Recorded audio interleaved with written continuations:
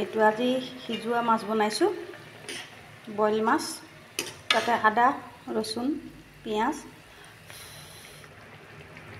অকণমান জালুকৰ গুড়া দি দিছোঁ, জলকীয়া এটা দি দিম।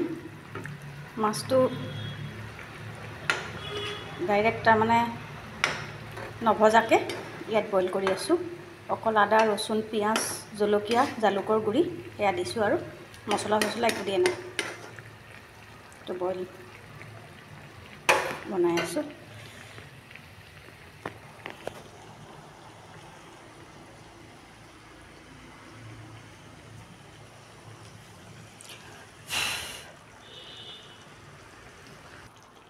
এয়া জলকীয়া অকণমান দি দিলোঁ, লগতে মাছ ফ্ৰাই কৰিলোঁ। মই এটা পটল ফ্ৰাই কৰি উঠিছোঁ, মাছ ফ্ৰাই কৰিলোঁ। এইকেইটা মানে ফ্ৰাই খাম, সেইকাৰণে।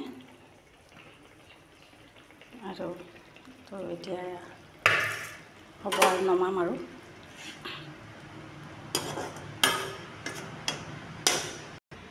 এয়া আমাৰ হৈ গ'ল, মাছ বইল কৰিলোঁ, সৰু পৰা হ'ল।